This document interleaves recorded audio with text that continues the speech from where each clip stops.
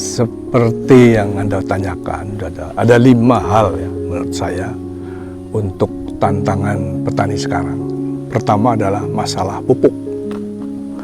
Kedua, masalah pemasaran produk pertanian. Ketiga, tentang regenerasi petani.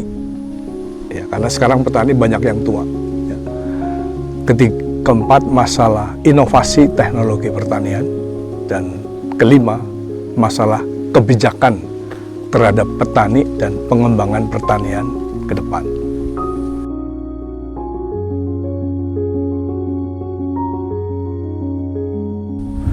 Baik, jadi memang problem pupuk saya kira menjadi masalah bagi petani. Karena tahun-tahun sebelumnya ada kebijakan subsidi pupuk ke petani. Tetapi di lapangan pupuk itu walaupun petani sudah dikasih kartu untuk mengambil pupuk, tetapi pada operasionalnya saya kira masih belum lancar ya. Sehingga ini menjadi masalah bagi petani. Harapan saya pemerintah yang baru akan memperbaiki itu. Kedua, sebetulnya sekarang dengan adanya pasar online, pupuk banyak sekali dijual. Tapi harga menurut saya masih mahal buat petani. Nah, sehingga kebijakan pupuk saya kira harus lebih jelas, subsidi untuk petani, sehingga produksinya akan baik. Kandungan kimia pupuk itu mungkin tidak full seperti pupuk yang harga biasa. Nah, ini menjadi satu tantangan bagi pemerintah baru.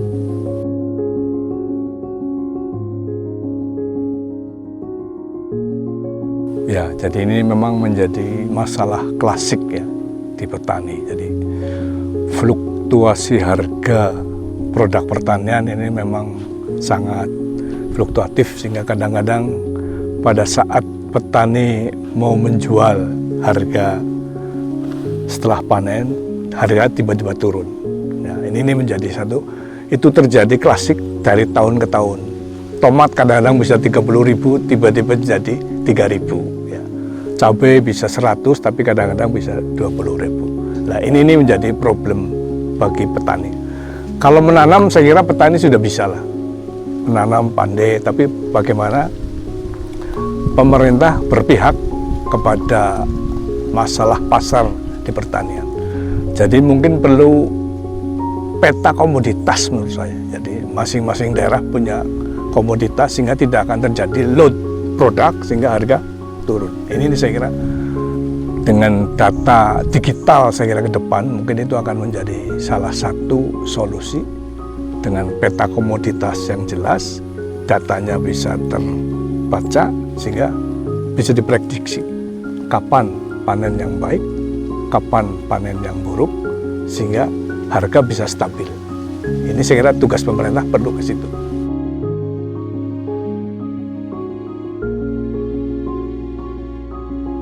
Ya, ini saya kira menjadi masalah juga karena anak-anak muda melihat bahwa pertanian ini tidak menarik. Nah, sehingga problemnya sekarang petani itu rata-rata 50 tahun ke atas. Nah, padahal target kebutuhan pangan ke depan sangat tantangannya berat. Nah, atas dasar itu kami ya, dari Agrovision ya, mencoba melakukan pendidikan regenerasi petani. Pertama, kita menggunakan digitalisasi sehingga anak muda bisa belajar melihat petani itu pakai teknologi lah, menarik. Nah, ini kita mencoba melakukan satu elaborasi. Sekarang kita mencoba digitalisasi, kita coba bersama BioAg menerapkan satu pola pertanian organik. Nah, ini saya kira kita start dari situ. Nah, sehingga regenerasi itu menarik bagi petani karena dia bisa tahu data-data dan data pasar yang ke depan, sehingga dia bisa melakukan perencanaan bisnis pertanian lebih jelas dan menarik. Ini saya kira tantangan kita. Nah, pendidikan pertanian saya kira sudah harus moving ke arah digitalisasi, kemudian real practicing, dan sekolah diajak bersama kita untuk melakukan bisnis pertanian yang nyata. Saya kira itu.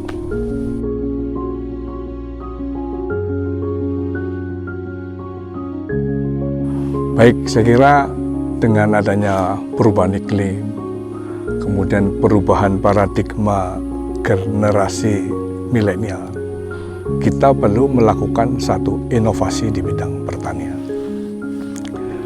Jadi kami dari Agrovision start pertama memang yang paling murah dulu adalah kita menggunakan monitoring budidaya secara digital, sehingga kita bisa tahu perkembangan pertumbuhan tanaman itu bisa dimonitor dengan baik.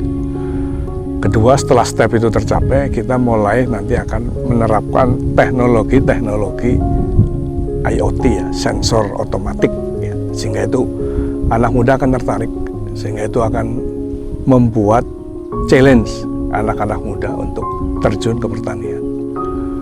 Ketiga, kita perlu membuat satu terobosan tentang bagaimana marketing ini bisa dilakukan sehingga buyer bisa melihat langsung apa yang kita lakukan.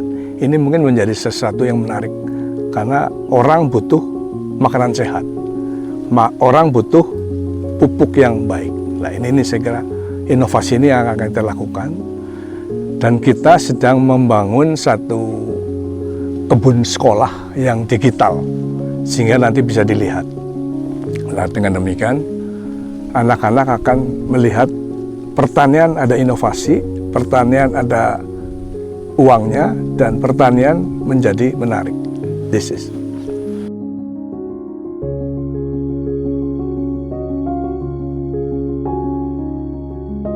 Ya, baik, saya kira sebetulnya kebijakan yang dibutuhkan petani ke depan, ya, kita bicara milenial, adalah kejelasan kredit pertanian berbeda dengan kredit industri yang lain, ya, karena ini kita bicara alam, bicara climate, ya, itu otomatis ini ada spesifikasi yang berbeda dengan kredit yang lain. Nah, kalau policy kedua adalah bagaimana bank juga mensupport kepada milenial untuk mengajukan kredit di bidang pertanian. Nah, kemudahan-kemudahan inilah yang perlu disupport oleh pemerintah. Dan ketiga, saya kira perguruan tinggi perlu melakukan satu inovasi teknologi yang real, bisa diterapkan untuk pertanian yang jelas. Nah, saya kira dan kemudian pendidikan vokasi pertanian perlu disupport, ya, sehingga karena anak muda perlu tertarik, mungkin ada satu space yang berbeda dengan jurusan yang lain.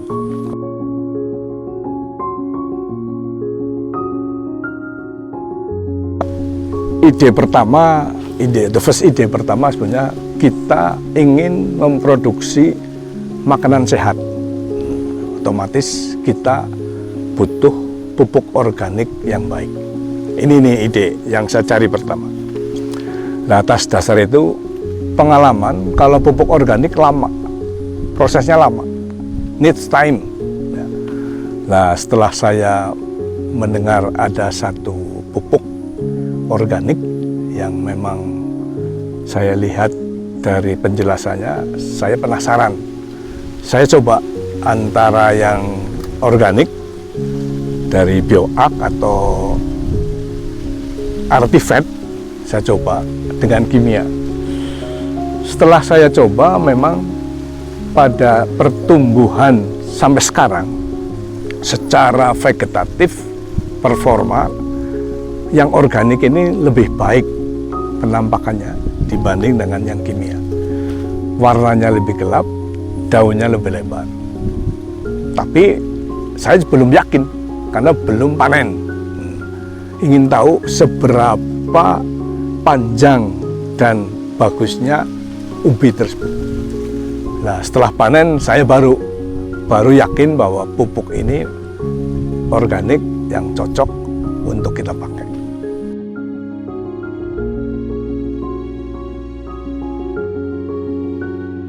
Ya, saya kira pertanian sebenarnya satu pekerjaan yang sangat menarik, karena di situ full kita bicara inovasi, kreativitas, dan kesabaran ini. Nah, jadi kesabaran, karena disitulah kita bisa yakin betul bahwa apa yang kita lakukan ini benar. Karena apa? Step by step itu kita lakukan dengan sabar dan benar. Ketiga, sebagai makhluk Tuhan, ya, itu memang kita pada saat bertani selalu berdoa kepada Tuhan sehingga kita lebih dekat. Kenapa? Supaya hasilnya bagus. Karena kita bicara iklim, bicara tumbuh, itu bicara life. Nah, ini sangat interesting sebetulnya kalau bekerja, dan itu akan menjadikan awet muda dan panjang umur. Nah, ini saya mengalami ini sangat menarik. Nah, sekarang anak-anak muda nggak usah khawatir, karena pertanian akan ditopang dengan inovasi teknologi yang sangat mudah.